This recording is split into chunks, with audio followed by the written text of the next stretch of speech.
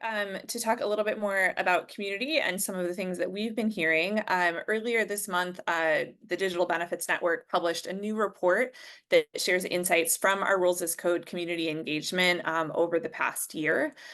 This included 3 sector-specific roundtables, first with our kind of grassroots and technical practitioners, next with federal government practitioners, and last with state, local, tribal, and territorial government practitioners, as well as a community survey. I'd like to share some of the key insights from the report to help inform our discussion on how to advance rules as code. While I'm speaking, we certainly welcome you using Zoom reactions, posting in the chat. Feel free to start making this truly the beginnings of our open discussion. So practitioners across the sectors truly shared opportunities to streamline the complex policies that back many of these programs.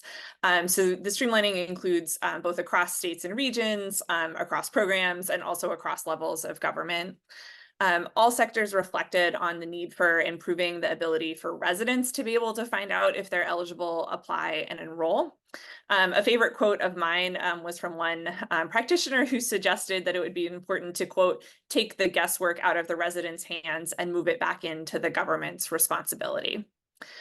We also had important conversations in those roundtables about maintaining the human and relational elements of benefit service delivery, even as agencies and government decision makers start to explore opportunities on how to streamline policies and also how to standardize how the rules themselves are digitized. One state and local practitioner highlighted how caseworkers actually use their relationships and knowledge to help people get support. And they wondered if rules as code could actually optimize for bad policy that is truly designed to keep people from getting benefits in the first place. Similarly, a grassroots practitioner highlighted how potential equity implications of further automation and also how to account for the, quote, fuzziness of the rules that can be interpreted in a way that help people receive benefits. On the other hand, another state and local practitioner suggested that better rules digitization and how to actually use rules as a way to improve service design can help provide workers with more time to serve people. Another big area of reflection in our community over the past year has been on the different levels of maturity in systems within and both across sectors. I think we're seeing, even in some of the tools we saw today, different focus areas in their service delivery, but also different areas of modernization where states are focusing either on front end versus back end modernization and exploring trade-offs between using lightweight tools and then also more advanced technologies like rules engines and APIs. Many state and local practitioners expressed challenges with their eligibility and enrollment systems and how they intersect with policy. So this includes updating the code when rules change, in part because the programs and systems are siloed across agencies, and that every program actually has a different way to store and track those eligibility rules. Some program administering agencies also actually don't directly control their systems. Those systems are managed in a technology agency or department. And one practitioner described it as a, quote, scramble to update the code in their legacy systems. And another shared that when there's so much urgency to make rule changes and the systems are slow to be able to implement some of those changes, it actually just stands in the way of being able to bring that coalition together on we can do this in a different or new way. Practitioners also shared that there's a lot of opportunities for multidisciplinary collaboration to work through policy complexity and streamline service delivery and both improve current tools as well as create new ones.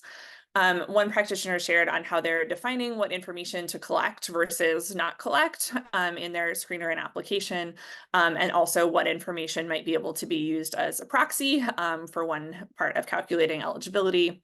Another practitioner shared that their state's internal eligibility matrix shows which programs have overlapping rules or areas that could have overlap, and they're working with their colleagues to identify places where the agency could change or simplify or remove those overlaps.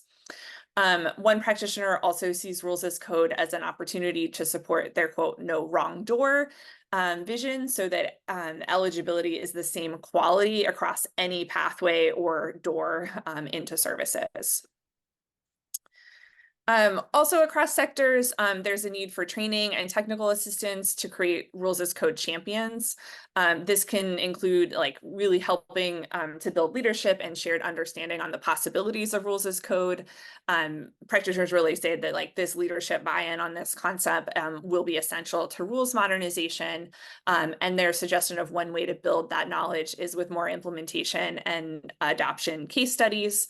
The grassroots community also shared the potential for a federal mandate or grant money or guidance on using eligibility rules as code, and thought maybe perhaps this could be tied towards advancing artificial intelligence or large language models where there's activity already that could be used to inform rules as code. A federal practitioner also shared that there are challenges around trust rather than solely technical challenges between levels of government, and questioned if states actually trust the federal government and agencies to provide leadership and rules information. Offer people to weigh in on the chat if you're wanting to expand on that one. And maybe no surprise here from the community, there's been a lot of ideas about creating an open standard for writing rules and a shared code library. The ideas that we've been lifting up come directly from the community around this. And we know that like the current lack of standards leads to the current piecemeal state of rules documentation and communication. But our grassroots practitioners expressed that the standards would ideally be developed in the open and also funded in a way that allows for pooling of resources across organizations. And then with that standard development, standard developed, practitioners aspire to have all program rules across jurisdictions in a single open source project.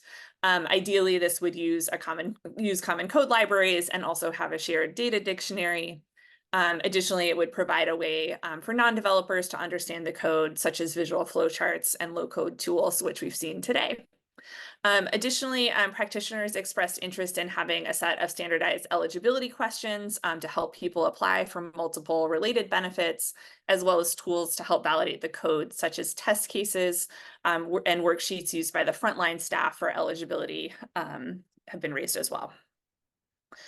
And last but not least, across the sectors, practitioners reported finding value in learning from others, sharing about their projects, and discussing bigger foundational questions about benefits eligibility and service delivery. Grassroots practitioners expressed a strong desire to have an expert community to learn together, share prototypes and pilots, and ultimately co-create open source tools and standards together. State and local practitioners are eager to bring information learned in community back to their work to inform how to store, track, and communicate rules. They express that this is especially important message to elevate to their agency leadership and staff. And lastly, federal practitioners shared that they appreciate hearing firsthand accounts of successes and failures, as well as meeting other people across government working on similar issues. And so welcome your read and sharing of that piece.